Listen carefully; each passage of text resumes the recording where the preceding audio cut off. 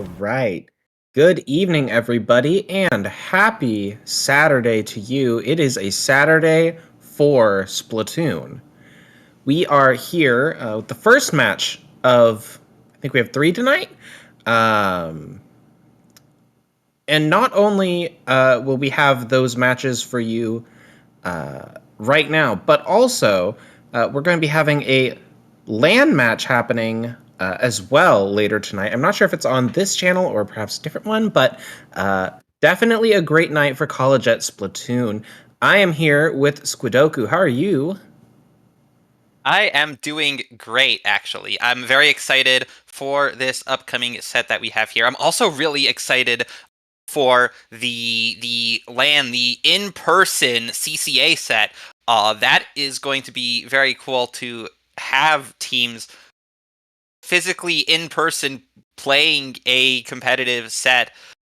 It's awesome that that opportunity is available. But before we get to that, we do have this Division 5 matchup here between NCCS Splat Llamas and xXShadowWarriorsXx from respectively Newmont College of Computer Science and Virginia Commonwealth University respectively. Now, VCU, that is the home of the Big Fat Sea Cows, a formidable team in Division 1. But that is not what we are here for. This is Division 5, and so let's see if these Shadow Warriors have maybe learned a thing or two from their Division 1 counterparts, and we will figure that out when we get into the first game here on Splat Zones on Mahi Mahi Resort.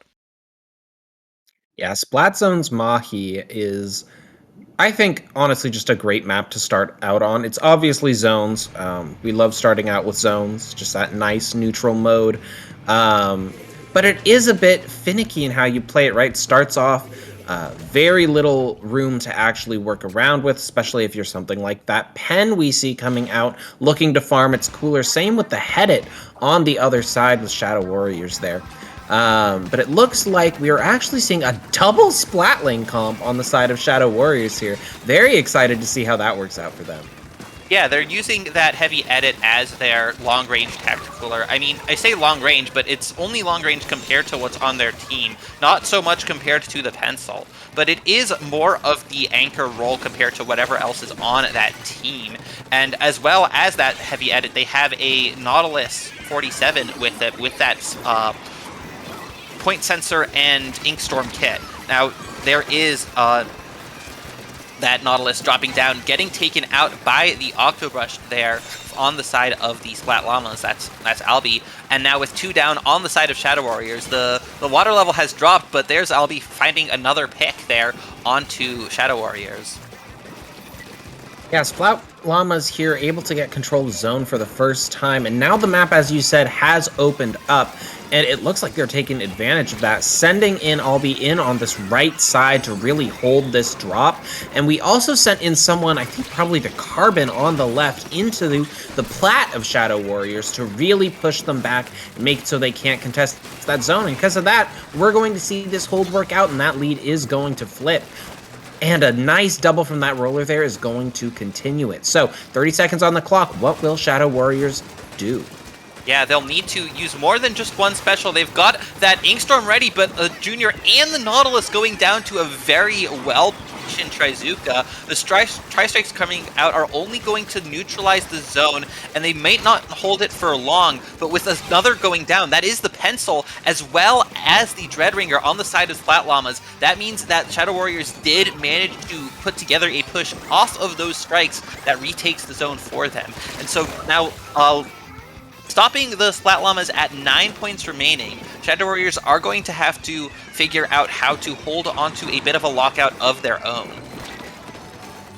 Yeah, that was a fascinating reversal by Shadow Warriors there. They were down 2 when they sent those strikes out onto the zone, but Splat Llama's making a mistake, really trying to focus on a kill when all they needed to do was secure the paint on the zone, and because of that, they're not going to be able to knock out, and they're dealing with this huge penalty, but that might not even matter. Shadow Warriors down to 20 points, 1 going down on the side of Splat Llamas. It might just be over if they can't get something going right now. Yeah, that pencil still is up. That is Simple Clown on the side of Splat Llamas, but they get taken out, and the rest of the team can't come in fast enough, so Shadow Warriors, they hold on and take game one. Yeah, Shadow Warriors taking game one, just like you said. Really being able to seize that opportunity on that mistake by Splat Llamas. Just really good play, really good awareness at the end there. A nice way to flip that lead back in their favor. Yeah, here we see that double from that Carbon Roller with assistance from one of their teammates. That is Sky on the Carbon for Splat Llamas. It just all fell apart for them when those Tri-Strikes came out. They got stuck in maybe a few different fights. Yeah, it was after this. At this point, they were still looking in such good position with two clean picks from the Trizuka. But then as those strikes came out, that was really what forced the Shadow Warriors, or rather forced the Splat Llamas to move away from the zone and to focus on the fights that were going on. Yeah, but it looks like pretty quickly here we're going to be moving into game two, which is Ink Blot Tower Control, a tried and true map for any competitive Splatoon player. We see this one quite often. It'll be interesting to see how these two teams will show their pick on it. We saw really paint-heavy comp for Shadow Warriors last time, whereas Splat Llamas had that more aggressive comp. It looks like they're actually going to be using a Dreadringer on tower, not something we see terribly often. Yeah, it looks like they are sticking with the same weapons that they were using before. I didn't catch the gear abilities, but it does look like relatively typical things for these weapons here. But both teams now fighting in mid. A relatively even neutral opening here, but with that Tacticooler going down for Splat Llamas, they are able to quickly turn it into a 3-player advantage here, and as well moving in on the edit, who puts up the Tacticooler, but that really exposes their location to multiple players on the side of Splat Llamas who are able to come in and gang up on that edit of a Ghost. Yeah, something really interesting, I think, was the positioning in that first fight. Shadow Warriors really sort of grouped up behind that right stack. 3 of their players sitting there, whereas Splat Llamas were able to more diversify with 2 people going all the way around left stack, and having the Carbon sit instead and control that right stack, while the Pencil held mid. And that is really, that aggressive sort of positioning on left is what allowed them to immediately start moving up the ramp with the tower, into Bats, onto Plat, and since then they have just been steamrolling it to the goal here. With that last player going down, the tower is going to find the goal. Yeah, that was a very quick win. That was a amazingly quick win for the Splat Llamas. They took a little bit of time, but not very long, to get that initial Tacticooler and get 3 down as a result, as we see this replay from the previous game. Looks like we will be getting one for the current game, though. Fingers crossed. Okay, I guess not. So that was a 3 players going down on the side of Shadow Warriors, and then 3 players going down again as the tower made it even further. It looked like they didn't really have a clear plan for how to retake on that map. Yeah, I have to agree. The defense really seemed to get staggered a bit, with individuals going towards the tower or dropping into Bats alone. And because the opponent's holding Bats in such a strong position, you have to be so careful when you're pushing forward. And I think this firing back by Splat Llamas, taking this game on tower control, really highlights the differences in these comps, right? Shadow Warriors using this much heavier paint-based comp, doing very well in zones where they're able to easily contest that objective, even when down 2, like we saw. Whereas this aggressive comp from Splat Llamas is really able to take this space well in a tower control game. So Now we're going to have to see how they do in Rainmaker. Based on that tower control game, really looking to see that same aggression from Splat Llamas here. But let's see what Shadow Warriors can do to put a stop to that. Yeah, interesting pitch switch here. A Ghost swapping on to that Tri-Stringer with Salt Shaker moving from Junior to Zap for Tactical duty. And that initial pop happening very quickly, but both teams still putting down paint in mid. But with 2 down already on the side of Shadow Warriors, Splat Llamas are able to get in there, especially getting LB in with that brush, moving in, trying to take out a Ghost and managing to do so, but getting stuck in that Toxic Mist. They still allow their teammate to get in and get the Rainmaker onto the checkpoint very quickly into the game. There are specials ready to go here for Shadow Warriors, but this is a great early push for Splat Llamas. Yeah, first push checkpoint down. That's always what you want to see in Rainmaker. Second best thing to first push goal met. But speaking of goal met, flank by Albi there is able to steal that Rainmaker right from the check, take it all the way to the goal. 4 points remaining. That is a unfortunate error by Splat Llamas, or sorry, by Shadow Warriors. A great play by Splat Llamas. And a reminder to all of us, Ziv 5 or not, you absolutely cannot leave that Rainmaker unattended. Yeah, take your eyes off for one moment, and a brush like that can swoop in and take it away. I'll be here living in that bunker for now, dropping down, able to get a pick with that whale, and forcing a whole lot of attention onto themselves. That just gives the rest of their team enough time to paint up mid, get a Reef Slider that does get a trade out there. Now, Simple Clown holding the Rainmaker. They have plenty of room to survive, plenty of room to just fire out those Rainmaker shots and displace and keep away the players on Shadow Warriors, giving them as much time as they need to make another push. There is that flank, though, from the Nautilus of Nosferatu, who allows the rest of Shadow Warriors to get in and stop that Rainmaker, and now not letting the Splat Llamas have another chance to do that sneak. Shadow Warriors do pick it up and just immediately drop the Rainmaker off the side again to reset it to mid. Yeah, I mean, the Rainmaker was doing such a good job of clearing out Street, clearing out that ramp right beyond the wall there, but maybe didn't give enough attention to that left side where our Nautilus came through. Also a great position for those defenders to come directly out of their spawn and start contesting you from an off angle. But it looks like Shadow Warriors here are going to be able to use these picks, clear that first checkpoint, try and get a push of their own underway. And they're going to need a good push because that lead still is at 4.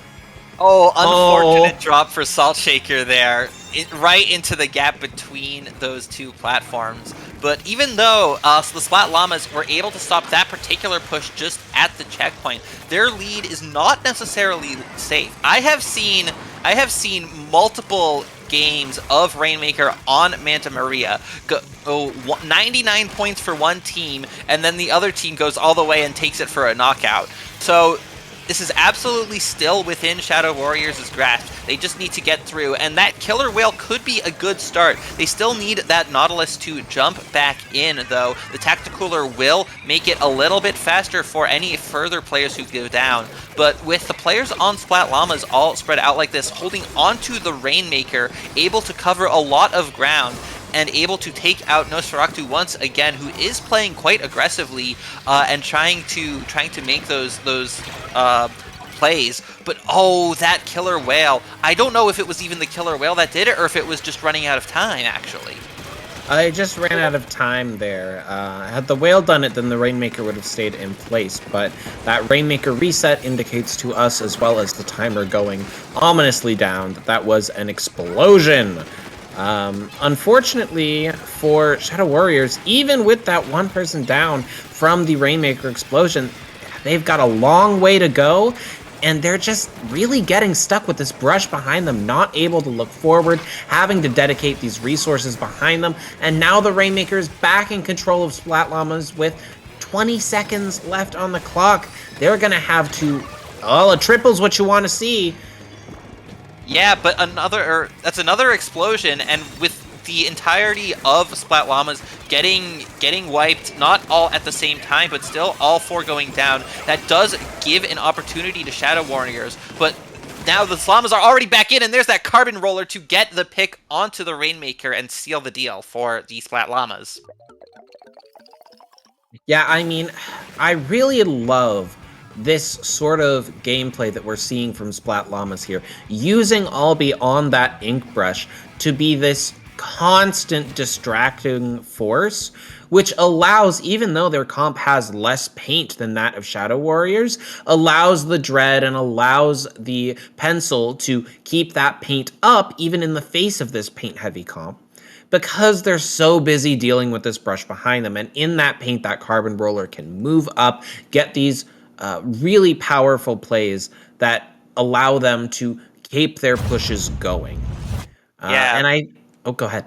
Yeah, there we see in that replay, that play from Albi, diving in with the Rainmaker and getting that furthest push that anyone had in the entire game, coming so early in the game as well. It was something that the Shadow Warriors weren't ready for, and it was something that they spent the entire rest of the game having to devote some amount of their effort to dealing with. Yeah, Rainmaker is a very tricky mode, because once a team has a lead that is so far ahead compared to where your push is at, they really just don't have that incentive to try again. They have their good push. They just need to play defense, and every fight win that they get, they can, instead of going for a push, just move that Rainmaker up to a super safe space like that bunker on Manta Maria, and just fire off those shots, stall that Rainmaker there. And that stall tactic is exactly what we saw from Splat Llamas there, and it worked perfectly. It was executed well. But enough about Rainmaker. It is Clams time. We are moving to Clams on Scorch Gorge. What do you think about this? I think this will be another opportunity for these two teams to show us something new, and we see Salt Shaker actually switching onto Wiper and handing off the Zap to a Ghost. So they are going for an even shorter ranged team composition. Still the Zap providing the Tacticooler, but not even a Tri-Stringer, not even an edit. They are putting their fourth on a Wiper, and Salt Shaker doesn't quite win that fight against Albi, dropping 7 clams in the process. So that'll really hurt the clam economy for Shadow Warriors, especially as Albi's able to continue going in with that brush and winning those fights. Even taking that much damage, they can still manage to get enough picks to keep it going and keep those players going down. But after all of that, Splat Llamas still don't have a power clam ready to go, so this could be a moment for Shadow Warriors to have some reprieve here and breathe a sigh of relief, as they didn't get scored on after all of that damage that they suffered. Yeah, it looks like the Llamas here were good with their aggression, able to get those picks and sustain that push, but unfortunately their clams just couldn't keep up with their level of aggression there. And so they weren't able to get that score. But now they have a power clam online, a Zuka, and a cooler as well. So if we can see another pick come out, we may see a similar push, this time actually getting that score. And there is the Zuka. What will it find? Nothing except a punish. Yeah, Salt Shaker sneaking in there. Yeah, Salt Shaker going and getting up right in that Carbon Roller's business and completely punishing them for Azuka, which did not find any hits onto the Nautilus, even though the Nautilus was exposed from that charge hold. They did get spotted out, but now with the Nautilus going down, Albi has another power clam, and this time they're able to get in. Yeah, Albi is just barely able to make the power clam there, using the clams of the person that they killed in order to make it. But that second power clam going in as well is gonna be the limit of it. And we like to say in Clamblitz, right, 60 is the score you want to see on a first push. It means that you've gotten your 2 clams in, and that the opposing team can't just drop 2 in and steal the lead from you right at the end of the match. So a good place to be. Maybe not the ideal, always could get more, but not in a bad place at all if you're Splat Llamas. Yeah, Splat Llamas definitely would have wanted to hit that 60-point remaining mark. There's 2 from Albie, who's looking for a third, perhaps, looking to get more down. Baiting that Nautilus to drop down off of the strong position of Snipe and giving room for a Simple Clown to get that Power Clam in, and they are already scoring more clams, getting it down past 60 remaining. They're down to 51. It looks like they won't get any more as all 4 players do go down for Splat Llamas, but that does mean Shadow Warriors do get a second Pity Clam there. So if someone is picking it up, and as they are tossing it around from Salt Shaker to Kimberly Cat, they are going to need both of those Power Clams in order to take the lead. But with 2 going down there and the Power Clam in a bit of a dicey position, this isn't necessarily great for Shadow Warriors. They lose that dropped clam, but Salt Shaker up on top, able to win that fight with the Carbon Roller, the Torpedo, exposing the location of that weapon that really wants to use that Ninja Squid equipped to sneak around up there, but gets spotted out and gets taken out as a result. Yeah, it's really interesting, I think, to see how these pushes from Llamas have been so different compared to the ones that we're seeing right now from Shadow Warriors, right? Shadow Warriors using the strikes to clear that area, get their team in, then sustaining with the hammer, dropping in what they could there. Unfortunately going to be punished, but that was set up to be a very good push overall if they could just have won a few more of those fights. Llamas, however, are really relying on the tricky movement of this ink brush to get in, get a few picks, and then have that Pity Clam jump, or not the Pity Clam, the Power Clam jumped in from somewhere in the back. And unfortunately, what that ends up meaning a lot of the time is that the pencil with the Power Clam is the one that goes down. And with how aggressive the comp of Llamas is, I think the pencil's usually the one that's going to have to go back for more clams. And that might be why we're seeing those last pushes from them peter out a little bit more quickly than those picks would have suggested.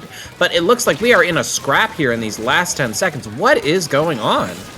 Yeah, the Shadow Warriors will not want to lose that clam at this point in the game. Salt Shaker looking to make a play with that Ultra Stamp, tossing it way back, but with the 10 attack of Kimberly Cat being the only one left alive and then going down, that is essentially a full team wipe for Shadow Warriors, and they are not going to be able to get near. I'll be getting another pick, and desperately diving for that Power Clam, Shadow Warriors are going to lose that game and drop down to 1-3 against Splat Llamas. Now, the score is not looking great if you're Shadow Warriors, but there is one good thing on the horizon. Zones is the next mode, and that is the one game we won. That is the one game where our more paint-focused comp was really able to shine. So we're going to have to see, maybe Splat Llamas has figured out a way to really take these fights in a way that will help them control that objective better as we move into the next game. But I really enjoyed this Clamps game in particular. We were able to see these 2 different styles of making these Clams pushes happen. And it's always just so great to see how different teams will handle the same overall objective, right? Oh yeah, absolutely. And one thing I want to point out is that in that push by Shadow Warriors, they had a second Power Clam that missed, that the throw was missed, but on the one hand, they might be ruining that miss and wishing they could have made it. But on the other hand, if that was the only thing that went different, they would have only managed to tie the score that Splat Llamas had, and so they would have been hit with that 1 point bump back to 1 more point further back, and then because it can't be a tie, the game won't let it be a tie as soon as any points are scored.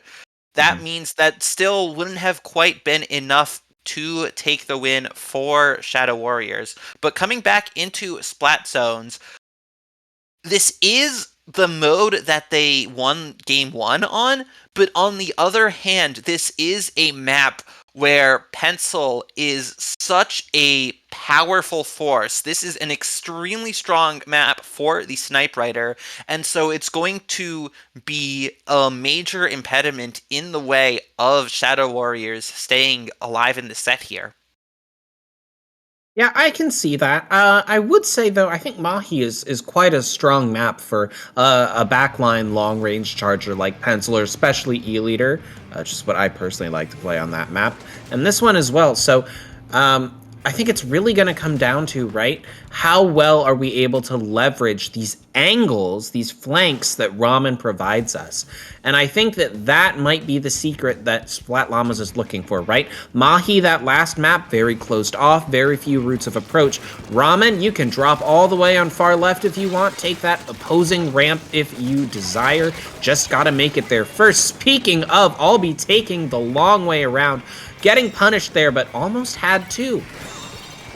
Yeah, almost getting two there, but not quite. And now Shadow Warriors are able to, although they don't take the although they do lose the lead, they are able to neutralize the zone a little bit more as the painting power on Splat Llamas, especially from that Dread Ringer, is a little bit interrupted. But now having the Ringer back up as well as the Pencil means that they're able to put down a lot of paint on the zone. But it won't be enough, especially if these Tri-Strikes are going to get them out of position, unless Flat can use this Reef Slider for any value and manages to extend that along with a slosh from the Ringer to get a Splat onto the player of Shadow Warriors. I believe it was either Kimberly Cat or Salt Shaker. I didn't see which one who was in that fight and lost to the Ringer there. Yeah, I mean, that was a really great kite from Flass, dropping over the side to avoid those strikes and able to win that fight at the end there. But now we have a carbon in spawn, and a fight is happening in mid. We are all over the place in this particular map. I'm not sure either team has a specific goal in mind right now other than get this zone capped, which is exactly what Shadow Warriors is going to do. Put that stop on the counter for Llamas, and using this cooler, see what else they can get done. Yeah, Salt Shaker there with that bubble, holding back Splat Llamas, trying to give a little bit more time for Shadow Warriors to take the lead, and they do manage to get there. 1 point past the mark that Splat Llamas had made is where the Shadow Warriors can get the zone to, but now Shadow Warriors do lose that zone, and Splat Llamas take it, but a Ghost there in danger of getting targeted by a Simple Clown's Pencil, and now Splat Llamas will have plenty of paint here, plenty of time here, as they do take 2 players out on Shadow Warriors. And now we see these strikes and the cooler coming out once again. The lead flips once again, but Shadow Warriors coming in trying to get their own push going here, but it's not going to work out well. It looks like Splat Llama's able to take firm control of that choke, sending the Reef Slider even further in to get yet another pick, really solidifying their control of Shadow Warriors spawn as we only have 20 seconds left on their timer. But Shadow Warriors taking good positions here, using that bubble to solidify bottom left, really get some crossfire going, 2 different angles of approach. Yeah, this is a chance for Shadow Warriors if they can hold the zone. They barely stay alive here, but Flak on the Ringer can put down so much paint that they might be able to still take this, especially with that Reef Slider that seals the game for the Splat Llamas and gives them a 4-1 win over Shadow Warriors. Yeah, that was just a really great use of the Dreadringer to hold the zone. That high innate paint from those double sloshes and the pure burst cap power of the Reef Slider to just say, I know you've got a lot of paint, but look, we want to win this right now. And between the Junior going down, losing so much of that on-zone paint, Shadow Warriors just wasn't able to keep up over that. Yeah, and especially the Shadow Warriors, you can't really attribute the whole thing to gear abilities, of course, but with no last-ditch effort on the side of Shadow Warriors, that means they don't get that benefit in terms of ink recovery and bomb output and so on that it would have given them. And so lacking that, they don't have really anything to give them a little extra boost there as the zones game is going down to those last points. And so not having that clutch power really may have hurt them there. hurt them here. But we are hearing that these teams are choosing to play out the remaining games in this set, as is tradition here in the CCA. So we are going to see a little bit more out of these two teams as we move on to the 6th map mode in this list, Tower Control on Humpback Pump Track. Yeah, what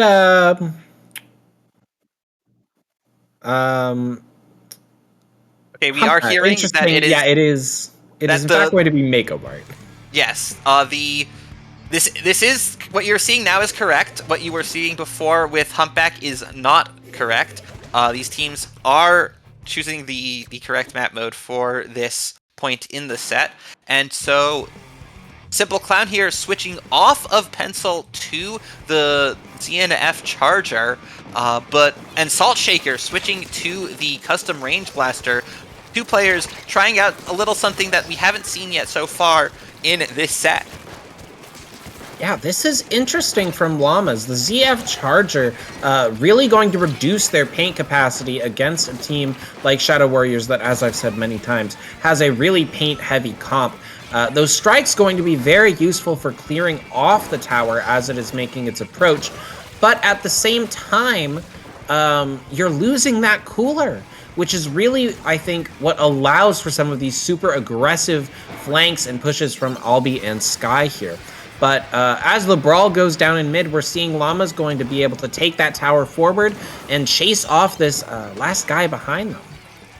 Yeah, but now 2 down on the side of Shadow Warriors. Nosferatu charging up that charge of the Splatling and trying to find a target onto Aldi, managing to do so as that brush gets out. Unfortunately for Splat Llamas, they only manage a trade there with Flex Reef Slider, and that leaves Simple Clown being the only one left alive, giving Shadow Warriors a chance to come in. A Ghost dropping that Tacticooler there, still on the NZAP 89, or back to it, I should say.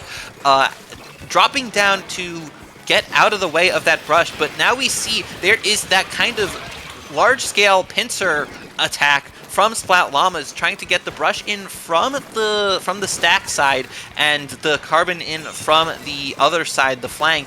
But both of them getting spotted out and losing their respective fights means that Shadow Warriors do get the numbers advantage long enough to start scoring some points of their own. Salt Shaker here using that Kraken to stall out the tower, but Albi is camping that jump and manages to very cleanly get the pick onto the NZAP, depriving the Shadow Warriors from a cooler for that much longer.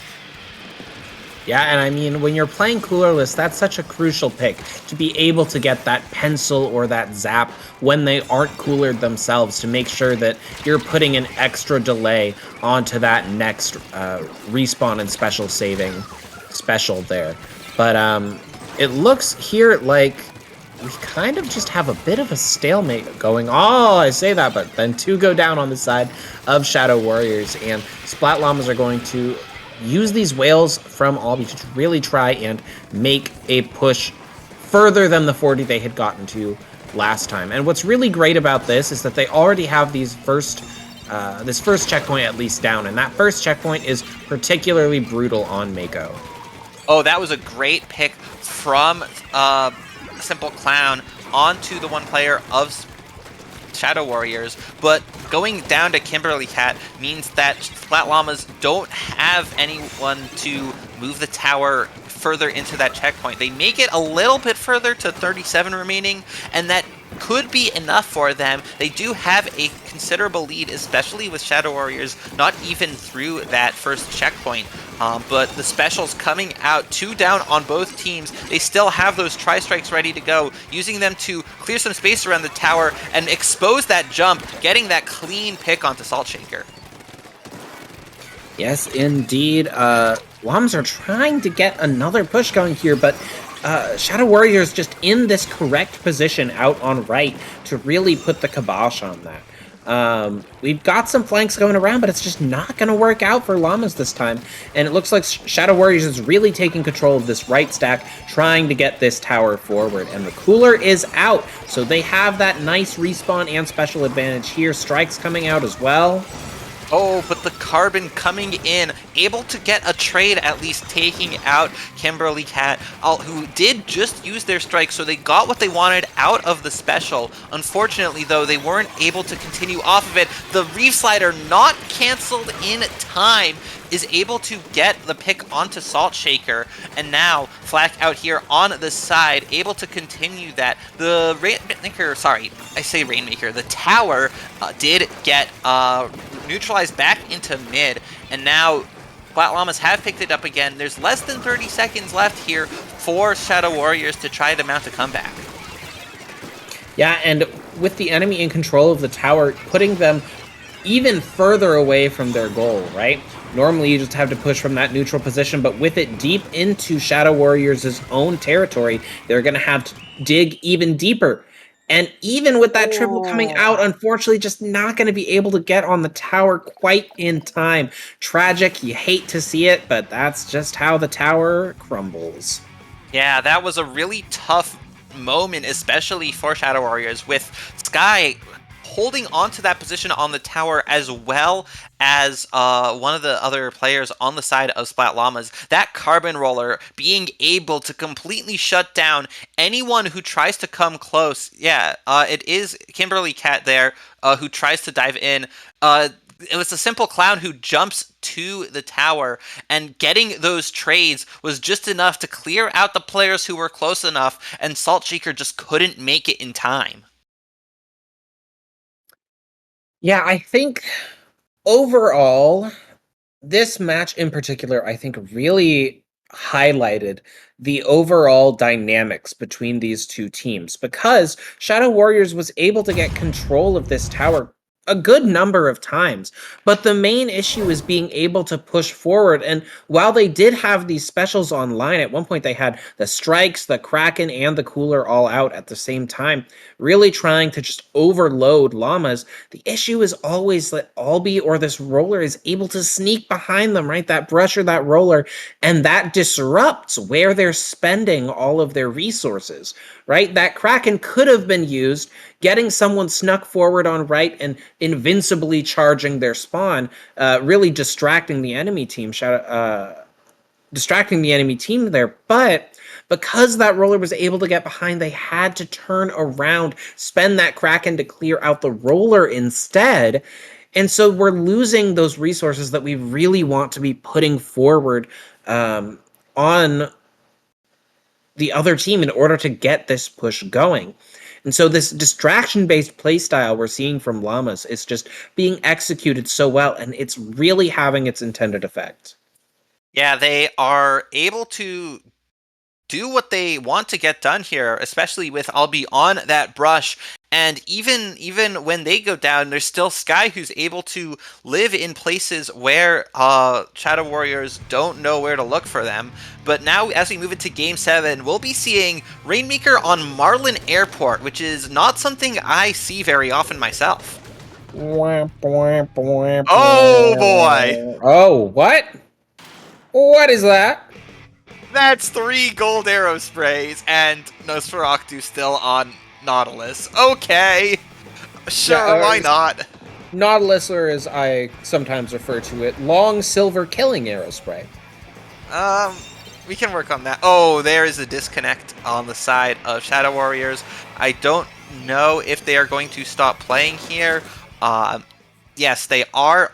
Looks like a ghost was the one who disconnected. We will be, I hope, waiting for them to come right back in, and I want to see how this turns out.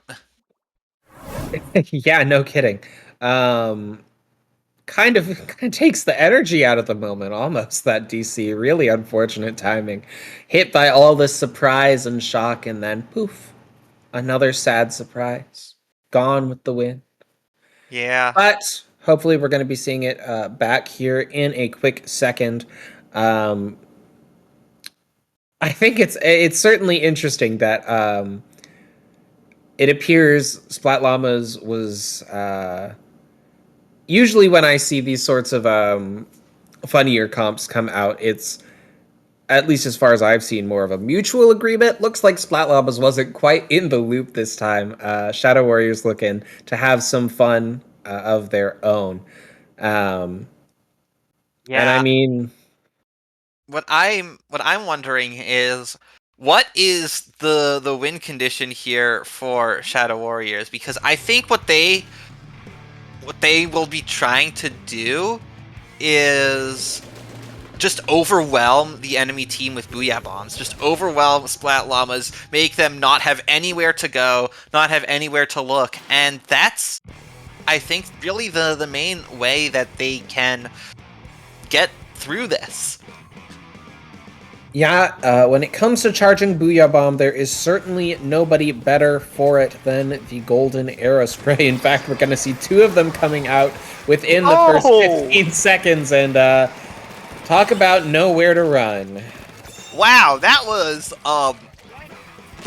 a set play? That might have been a set play that the Shadow Warriors cooked up using both of those Booyah Bombs as after Splat Llamas went like dropped into mid. They got the pop and expected to be able to move forward, but now Shadow Warriors have already made it to the first checkpoint, but still Sky on that carbon roller able to cleanly get a pick onto that Nautilus, and now already diving forward.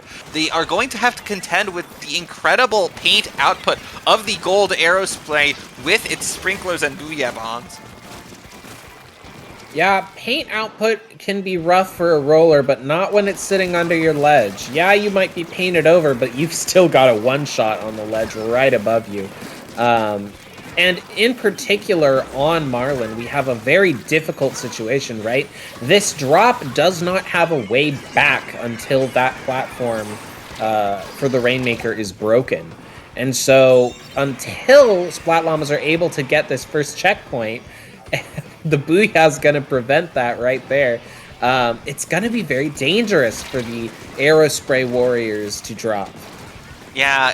Taking another look, I noticed on the gear abilities, 2 of those 3 Aerosprays have at least a main of Special Charge up, but now that the Splat Llamas have made it through the checkpoint, they're able to pop it very quickly, even without any Object Shredder. Those main weapons and bombs that they are using do have quite enough popping power onto the shield to get through it, but Splat Llamas do manage to get that pop and also take the lead there, getting it down to 40 remaining. And so now Shadow Warriors will have to go further than before, and they won't have the luxury to set the pace of this game. Yeah, they will have to keep pressing forward, but Salt Shaker able to get a pick there and already moving up into the enemy base with this Booyah Bomb. This is a good setup, you know? We just need to get our team on this fan and start moving forward. Interested to see whether they decide to take the Rainmaker left or right here. It doesn't look like it's going anywhere, actually, because we're going to see a triple come out on the side of Splat Llamas, able to deny any further pushing from Shadow Warriors. Yeah, I wonder if there was something literally in the way of Shadow Warriors moving that Rainmaker forward. It looked like they were putting down enough paint to move it, but they didn't quite do so, just pausing for long enough at the 52 remaining mark to get completely shut down and stalled out there. There's Sky on the flank looking for a pick, but going down just to the edge of that Booyah Bomb. The Rainmaker does get taken out, though, and with only Flak left alive, they have to back out and give Shadow Warriors the room to paint for another trio of Booyah Bombs. They've already got 2 ready. They've got a third just about. There it is. There's one coming out. There's a second and a third almost ready to go.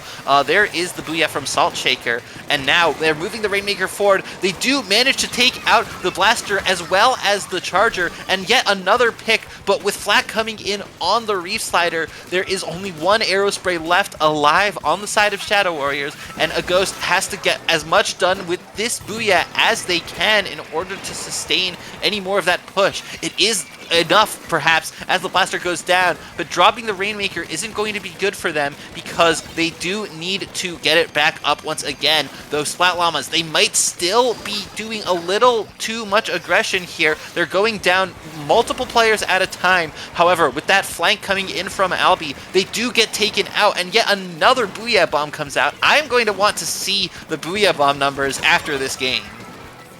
Oh, surely it's at least 25, right?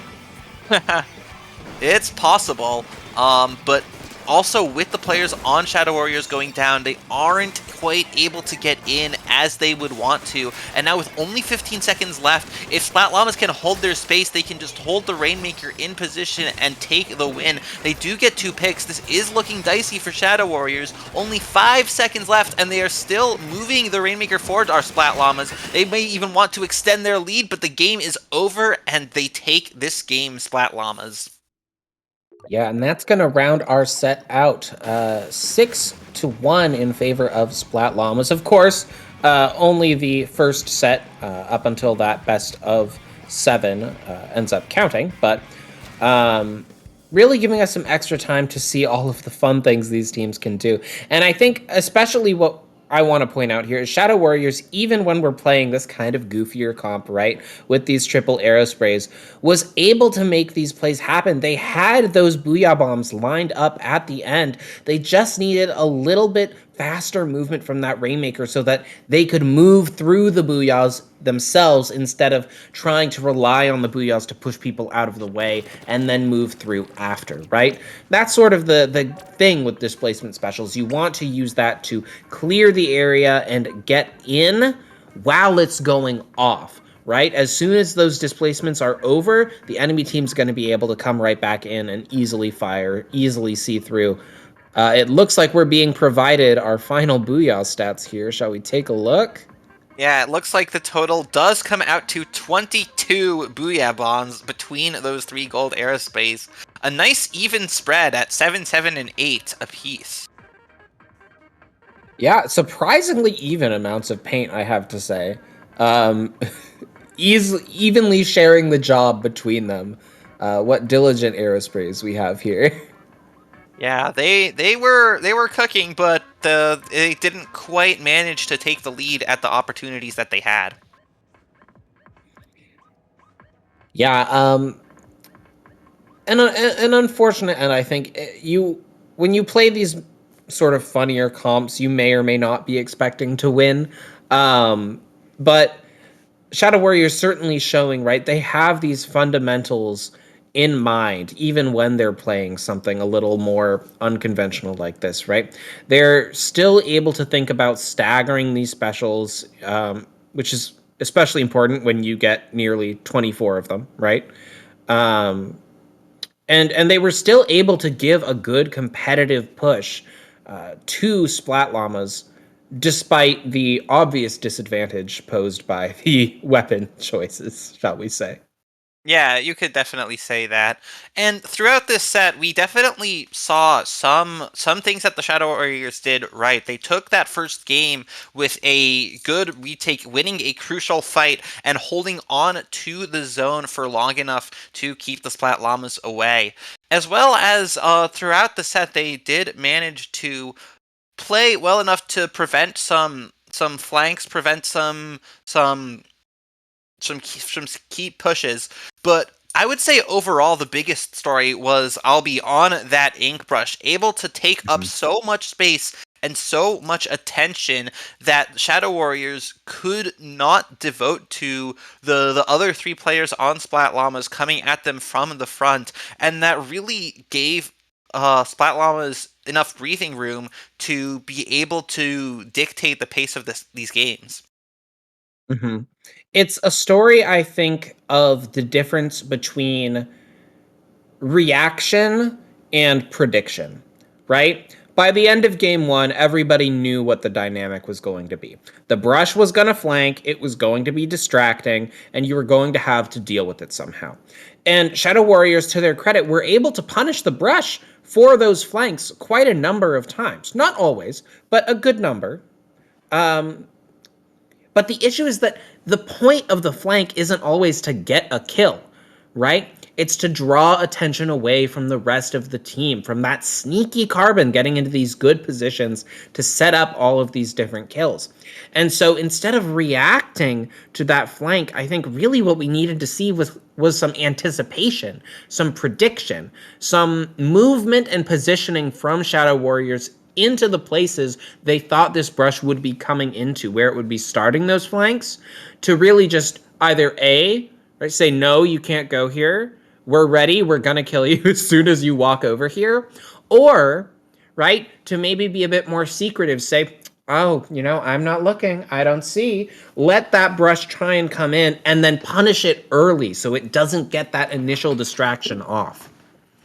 Yeah, I think the biggest time where we saw the brush shining was on that Manta game, which was really the first game where they were consistently employing that kind of tactic, because on Mahi they had to worry more about getting the zone, and Mahi, it's so small that it's either a big fight in mid, or one team is locking at the other in their spawn, and there's really nothing in between. Then Inkblot, it just ended so quickly that there wasn't really time for Shadow Warriors to adapt. And then game 3, we saw Rainmaker on Manta, and that was when we really started to see the dynamics of these two teams shine. But we are going to have to call it here, as the production is going to want to set up cameras for our next round of sets. So that will be all from you and me, Okamu. So where can the people find you? They can find me over on Blue Sky, same name as I've got on here. What about you? Yeah, I am also on Blue Sky. You can see my handle right on screen. I am also on the Fediverse, where I am on Splatsville.social, also at Squidoku. Very nice, very nice. So that will be all from us tonight so far, but do stick around. We do have that LAN game coming up on this channel later tonight. You are not going to want to miss that, I promise you. The energy at in-person events is just unbelievable. Oh yeah, I can confirm that.